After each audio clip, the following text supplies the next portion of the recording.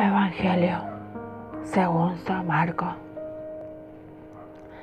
El Evangelio de Marcos comienza con un breve prólogo que presenta a Jesús como Mesías, el Hijo de Dios, cuando a continuación los diferentes autores se preguntan por la identidad de Jesús.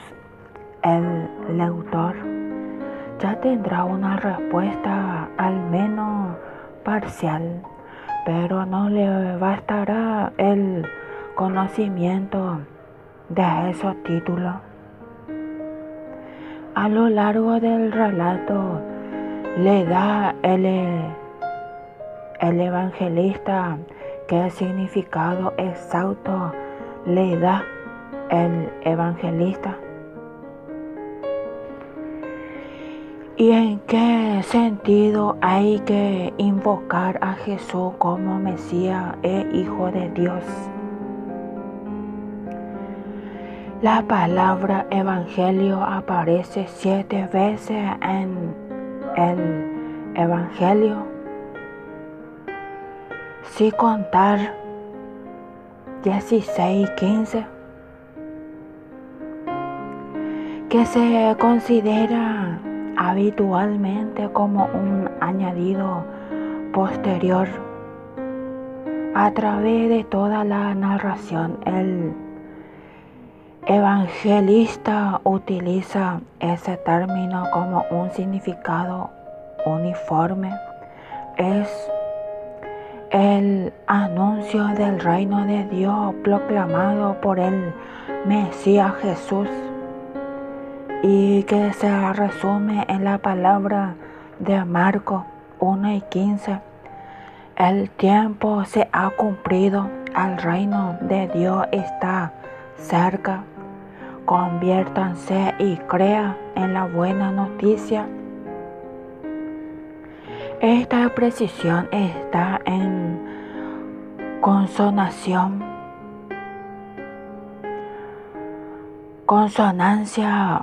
con la de Pablo, que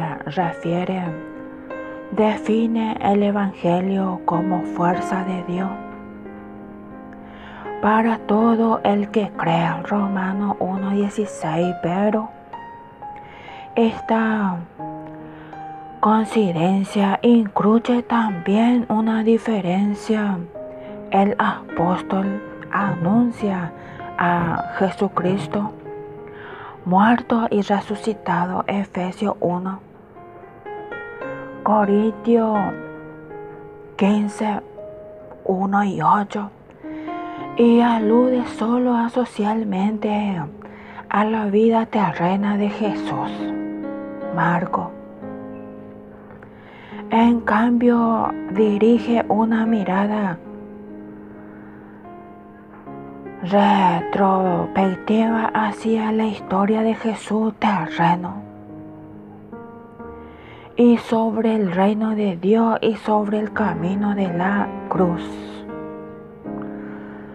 reservado al Mesías por voluntad divina.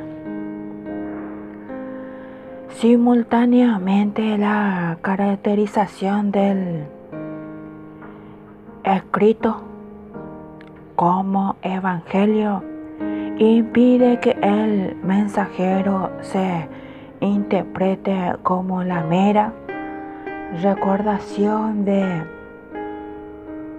acontecimientos pasados y no como una palabra viva y una interpretación dirigida a suscitar y profundizar la fe, y capaces por eso mismo de transformar la existencia del creyente y de renovar la vida de la comunidad cristiana.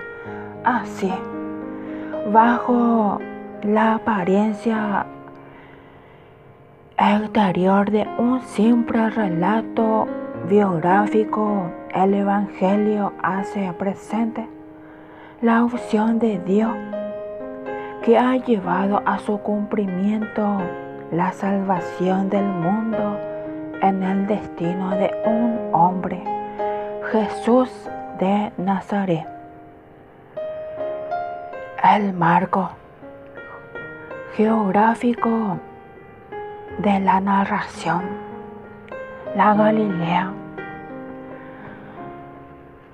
como lugar geográfico de la primera actuación de Jesús, posee de hecho un profundo significado simbólico, precisamente en aquel territorio despreciado por los judíos de Jerusalén debido a la presencia de numerosos paganos. Es donde Jesús, alejando del centro del judaísmo oficial, empieza a actuar y impartir su enseñanza. Así hace brillar la luz del tiempo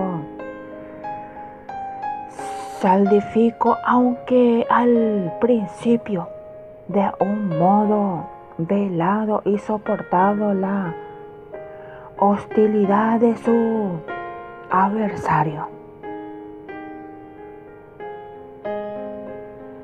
La manera como Marco organiza el espacio de la actividad de Jesús tiene un sentido preciso. Ante todo, hay una marca oposición entre Galilea y Jerusalén. La primera parte del relato se desarrolla en Galilea 1:14, 9 y 52. Y en esta etapa se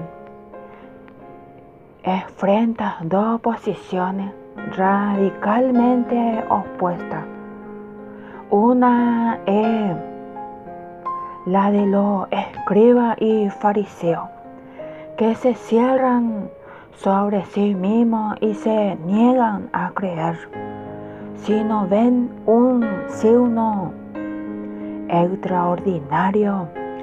La otra, en el camino de Jesús, abre delante de sí al adelantarse en territorio pagano. Marco insiste en esa apertura, ya que Jesús inaugura el movimiento que tiene a impedir que el Evangelio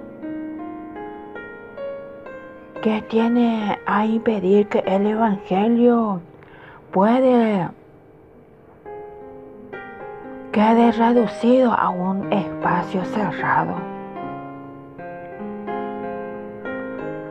La ruptura, que se traduce en el cambio de marco geográfico, se puede ilustrar como algunos ejemplos en la discusión sobre la pureza de los alimentos. 7:1, verso 23. Jesús rompe abiertamente con una importante tradición del judaísmo y él confirma con un desplazamiento esta ruptura. Jesús sale de territorio judío y va al país de Tiro, donde cura a la hija de una mujer de origen sirofenicio. 7, 24 y 28. A partir de entonces se multiplica las indicaciones geográficas y se habla de regiones donde ven paganos. donde viven paganos, Tiro, Sidón, Cesarea de Filipo y de Decapolis. A otro lado de Jordán, después de la multiplicación de los panes, cuando Jesús regresa a la orilla occidental del lago, se encuentra una vez más con la hostilidad de los fariseos, Efesios 3:6, que se niegan a creer en Él si no realiza ante ellos un signo extraordinario. Jesús se niega a complacerlo y dejándolo volvió a embarcarse hacia la otra orilla. 8:13. En la primera etapa de su ministerio siempre se menciona a Jerusalén en un sentido hostil. 7:1. En la etapa final, cuando Jesús sube a Judea, capítulo 10, y su misión acaba en Jerusalén, capítulo 11-16. El ataque más violento contra él procede de la autoridad del templo y de la nación, que son los responsables últimos de su condena a muerte y de la entrega a su verdugo.